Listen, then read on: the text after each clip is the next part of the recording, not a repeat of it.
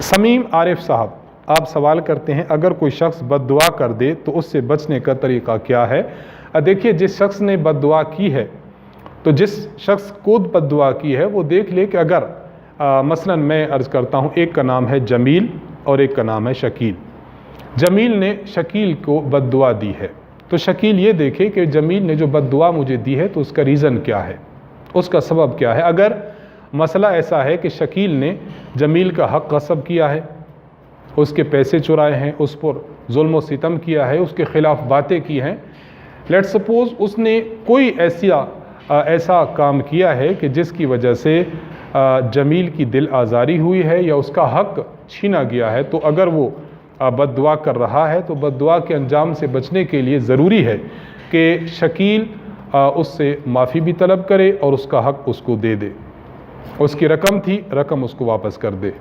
उसको गालम गलोच किया था, उससे माफ़ी मांग ले।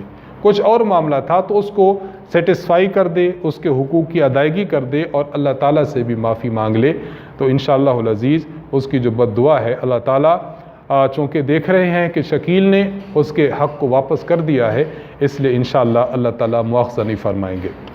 और अगर शकील इस बात में बिल्कुल सेटिस्फाई है कि मैंने उसका कोई हक़ नहीं देना, न ही मैंने उसके साथ किसी किस्म का जुल्म और किसी किस्म की ज़्यादती की है, वो बिला वजह मुझे टार्चर कर रहा है, मेरे ख़िलाफ़ बद्दुआ कर रहा है, तो फिर शकील को इत्मीनान होना चाहिए कि इंशाअल्लाह अल्लाह तबारक व तआला किसी आदमी के बद्दुआ देने की वजह से जो नाहक बद्दुआ हो, किसी दूसरे शख्स पर कभी भी जुल्म नहीं फरमाते। लेकिन बहरहाल उसको फिर भी जो है वो मुत्तले करना चाहिए कि आप बिला वजह मुझे बद्दुआ ना दें, और उसको समझाते रहना चाहिए ताकि वो बिला वजह आपको भी या किसी और को भी बद्दुआ देने से बाज रहे।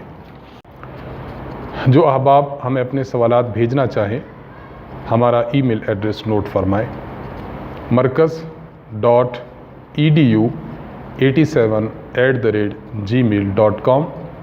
उर्दू ज़ुबान में अपना सवाल लिख भेजिए, इंशाअल्लाह मरकज़ की जानिब से इसका जवाब दे दिया जाएगा।